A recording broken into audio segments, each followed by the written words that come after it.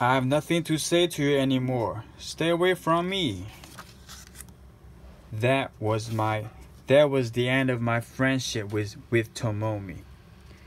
I had to remind myself it was for a good cause. It didn't really matter if Tomomi hated me. The important thing was that she knew she was being watched and would surely steer clear of Katsu from now on. I was dying to tell Yumi the good news. Guess what? I got rid of your rival. But I knew I have to limit myself to reassuring her in a more general way. The next day, I asked her to meet me at our favorite cafe. Yumi, I know this whole Katsu situation has been getting you down lately. But believe me, there is absolutely nothing to worry about. You know, it's hard to explain, but I've got this feeling, this really strong feeling, that things will get a lot better for you too with the next couple of weeks. Miki, Katsu broke up with me last night. Broke up with you? That's impossible. He said it's over between us completely. But why? He said he's falling in love with someone else. Did he say who? No, he refused to give her name. He said it's someone I know, and he doesn't want to wreck our friendship. What am I going to do, Miki? What am I going to do? Look, Yumi, it's not over. It can be. This girl that Katsu thinks he's in love with, she's going to reject him. But what if she doesn't? She will, Yumi, I just know it. And when she does, Katsu will come running straight back to you. Do you really think so? I know so. Katsu won't last a week without you. Remember how he got lost in the woods as a child? Well, this will be the exact same story. He'll be alone for a few days. He'll completely freak out, and next thing you know, he'll be on his knees begging you to take him back. Miki, how do you know Katsu getting lost in the woods?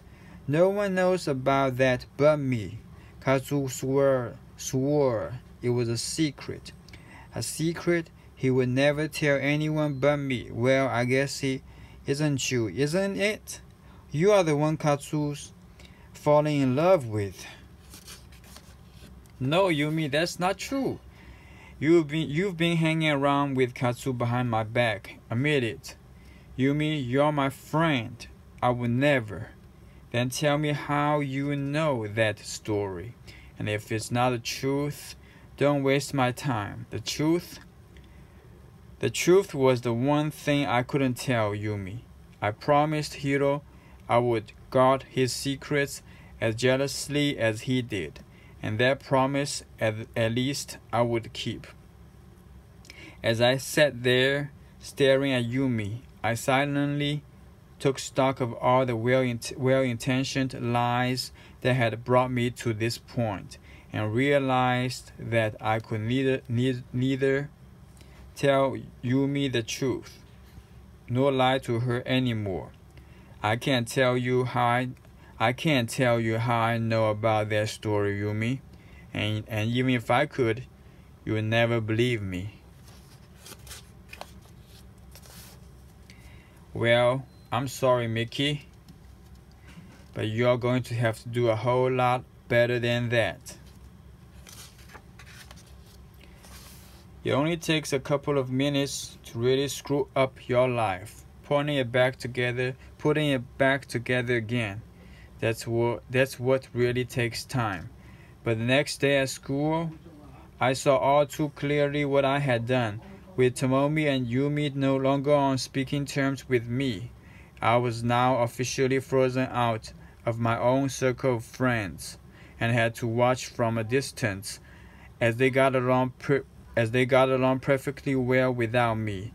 Such was my life all through June and well into July until one morning on my way to school. Mickey.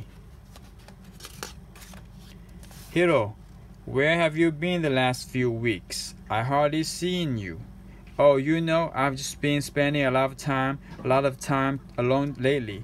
That doesn't sound like you, Mickey. Is something wrong? No. Well, maybe just a little. Yeah, it's a long story. I know just what you need. Really? Meet me at the train station Saturday morning, 9 o'clock. The train station, and make sure you wear a hat or something. It's gonna be hot.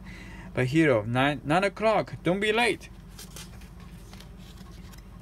9 o'clock at the train station. If I didn't know better, I swear I just been asked out on a date. Needless to say, I was there on Saturday morning right on time. Okay, 40 minutes early. I didn't want to take any chances. Okay, 40 minutes early. I didn't want to take any chances.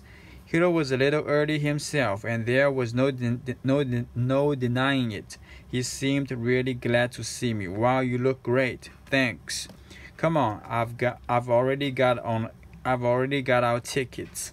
Tickets? Where are we going? Osafune. But that's like in the middle of nowhere. Trust me. Sometimes the middle of nowhere is exactly where you want to be. We took a local train, the kind that stops at every station you can find. Hiro and I talked the whole way about life and love and how neither of them made even the slightest bit of sense. And as soon as we arrived in Osafune, I knew just why Hiro had wanted to talk me there. It was so quiet, so peaceful, so far away from everything, that as Hiro and I walked along together, not knowing where we were going, not needing to know, not wanting to know, I felt as if nothing could hurt me, as if nothing would hurt me ever again.